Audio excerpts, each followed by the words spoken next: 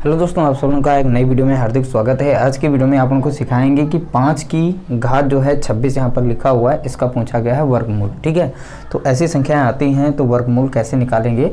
ये जो number system है सभी एग्जाम्स के लिए बहुत ही ज़्यादा इंपॉर्टेंट है और नंबर सिस्टम से बहुत सारे प्रश्न आते हैं। तो आज की वीडियो में हम टॉप 5 प्रश्न लेंगे, बहुत ही ज़्यादा और अलग अलग तरह के लेंगे, जैसे फैक्टर से ले लिया, ठीक है, और यहाँ पर जो है वर्गमूल से लिया गया है और भी आगे बहुत सारे मिलेंगे। तो इस वीडियो में आप लोगों को 5 प्रश्न ऐसे मिलेंगे जो कि आप लोगों के लिए बहुत ही ज़्यादा महत्वपूर्ण होंगे। तो सबसे पहले इसको हम सॉल्व करते हैं। इसको सॉल्व करने से पहले आप लोगों को पता है इसकी करनी, ठीक है, करनी के बारे में समझना बहुत ज़रूरी है। जैसे यहाँ पर लिखा है 16, ठीक है, तो 16 को ऐसे भी लिख सकते हैं और इसके ऊपर जब करनी लगा देते हैं तो इस तरीके से हो जाता है। तो अगर इसको सॉल्व करें तो इसका वर्गमूल क्या बनेगा, 4 बनेगा। अब ये 4 आया कैसे है, इसको सॉल्व करना सीखेंगे, उसके बाद हम यहाँ पर आते हैं। ठीक है, कॉन्सेप्ट पहले यहाँ समझेंगे। अगर यहाँ पर इसको ऐसे लिख सकते हैं, ठीक है, इसको 16 को ऐसे लिख सकते हैं अंदर, ठीक है। अब जो करनी होता है, जब करनी हटाया जाता है तो इसके ऊपर पावर हम 1/2 यानी 1/2 लिख सकते हैं इस तरीके से। जब ऐसी कंडीशन आती है तो 2 कम 2 और 2 कम 2 ये कट जाएगा। अब बचेगा आखिरी में क्या, यहाँ पर 4 बचेगा। तो इस तरीके से आंसर यहाँ पर कितना आ गया, 4। ये केवल हमने समझाया, ये कॉन्सेप्ट अगर समझ जाएंगे तो यहाँ से इसे आसानी से सॉल्व कर लेंगे। तो सबसे पहले अब हम बढ़ते हैं आगे की तरफ, ठीक है। तो यहाँ पर 5 की घात जो है 26 लिखा हुआ है इस तरीके से, तो इसके ऊपर हम एक करनी इस तरीके से लगा लेंगे, ठीक है। जब करनी लगाएंगे तो इसको जो है जब ये, ठीक है, ये इस तरीके से बन गया करनी के साथ में।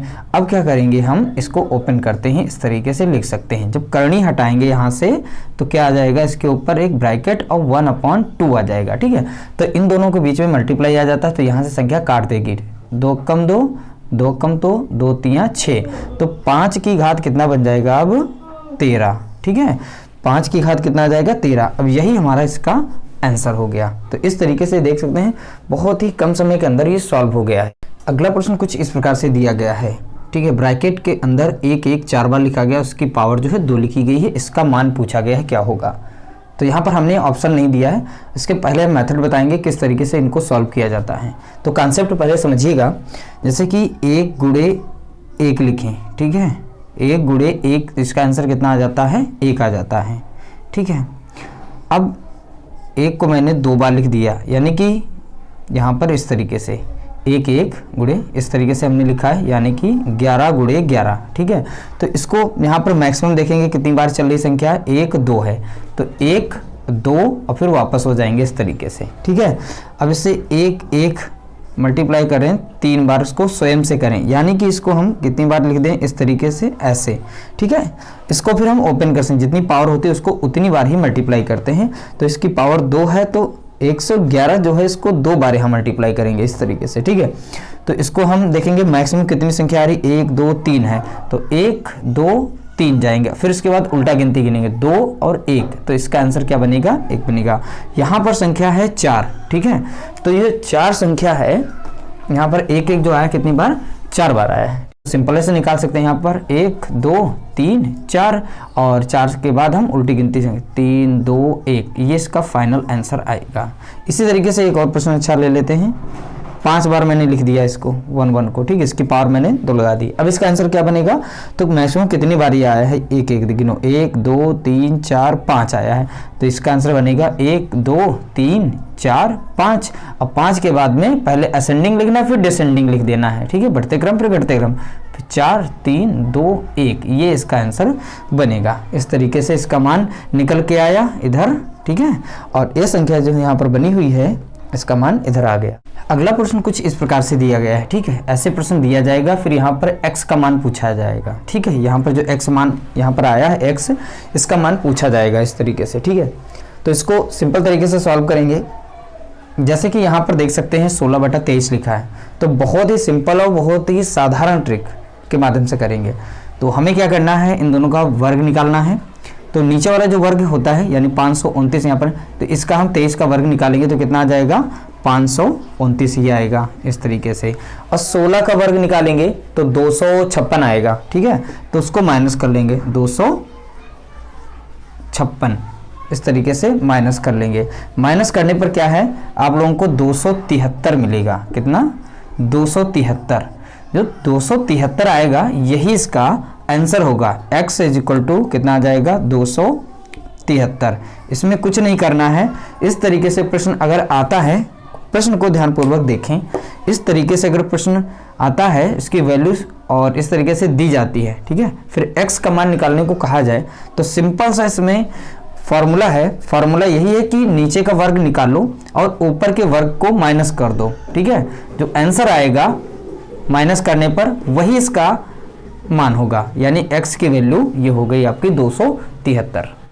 अगला प्रश्न कुछ इस प्रकार से है। यहाँ पर लिखा है 6 की घात 10 है, 5 की घात 7 है, 7 की घात 10 है, में अभाज्य गुणनखंडों की संख्या क्या है, ठीक है। तो ऐसा प्रश्न आएगा इस तरीके से, ठीक है। तो इससे सॉल्व कैसे करेंगे, तो सिंपल सी बात है, यहाँ पर जो 6 है, ठीक है, तो इनको हम तोड़ नहीं सकते हैं, तो इनके गुणनखंड निकालते हैं। तो एक सभी में होता है, एक हमें गुणनखंड नहीं लेना है।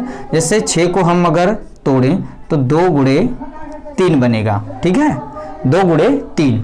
तो यहाँ पर इसको हम लिख सकते हैं ऐसे 2 की पावर 10 गुणे 3 की पावर 10 गुणे 5 की पावर जो है 7 गुणे 7 की पावर 10 दिया गया है। तो अभाज्य गुणनखंडों की संख्या निकालनी थी। अब ऊपर की जो भी वैल्यू है इनको हम जोड़ देते हैं, 10 10 20 10 30 3 37 हो जाएगा, ठीक है। जितनी भी पावर इनकी होती है ऊपर ऊपर वाली, ये सब हम इनकी ऐड कर लेते हैं, यही इसका आंसर होता है, ठीक है। अभाज्य गुणनखंडों की संख्या अगर निकालनी है तो जो संख्या यहाँ पर तोड़ने योग्य हो उसे तोड़ लें, ठीक है, और तोड़ने के बाद जो पावर होती है दोनों पर समान रख लें। रखने के बाद फिर जितनी भी पावर्स होती हैं आपस में उनको जोड़ लिया जाता है। तो इस तरीके से अगर जोड़ेंगे, ठीक है, तो उनकी टोटल अभाज्य गुणनखंडों की संख्या निकल के आ जाएगी। अगला प्रश्न कुछ इस प्रकार से दिया गया है। यहाँ पर लिखा गया है 122 की घात जो है 173 है, में इकाई का अंक क्या होगा। इस तरीके से प्रश्न पूछा जाता है और इसमें निकालने को आता है इकाई अंक क्या होगा। 4 ऑप्शन होते हैं आपके पास, उसमें से टिक करना होता है, ठीक है।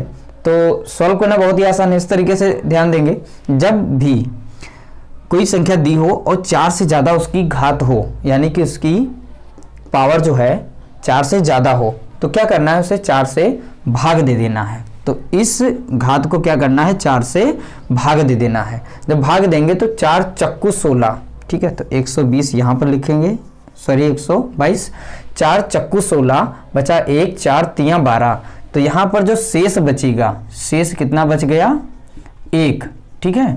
अगर 173 को, ठीक है, 4 से भाग देंगे तो 4 चक्कू 16, इधर बचेगा 1, 3 आएगा, 4 तियां 12, तो बच गया कितना, 1।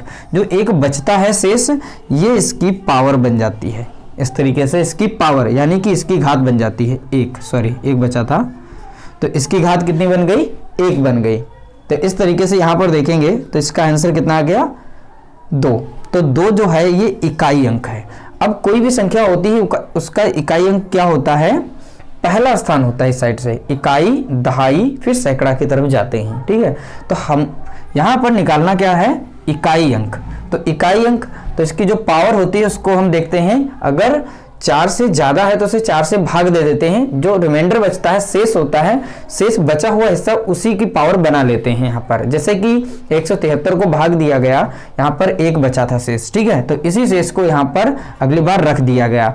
अब इसको जब सॉल्व करते हैं तो संख्या वो खुद ही रहती है, स्वयं ही होती है, तो इसलिए इसका जो आंसर आएगा यहाँ पर 122 होगा, ठीक है। 122 संख्या का इकाई अंक क्या होगा, तो इकाई अंक क्या निकल के आया, 2 निकल के आया। इस तरीके से ये प्रश्न जो है सॉल्व हो गया, बहुत ही सिंपल था। उम्मीद करते हैं कि पांचों हमारे प्रश्न आप लोगों को बहुत ही अच्छे लगे होंगे। अच्छे लगे तो वीडियो को लाइक करें, शेयर करें, चैनल पर नए हो तो चैनल को सब्सक्राइब करें। ऐसे ही वीडियोस और पाने के लिए आप हमारे चैनल को ज़्यादा से ज़्यादा सपोर्ट करें। आप लोगों के लिए हम अभी 5-5 प्रश्न लेकर आते हैं, उसके बाद हम इसमें जो है 10-10 प्रश्न लेके आएंगे। टॉप हम प्रश्न लेके आएंगे जो कि परीक्षा की दृष्टि से बहुत ही ज़्यादा, जो हर बार परीक्षाओं में ज़्यादातर पूछे जाते हैं, उनको भी इसमें हम डिस्कस करते रहेंगे वीडियो के माध्यम से, ठीक है। मिलते हैं नई वीडियो के साथ, तब तक के लिए नमस्कार, जय हिंद, जय भारत, वंदे मातरम।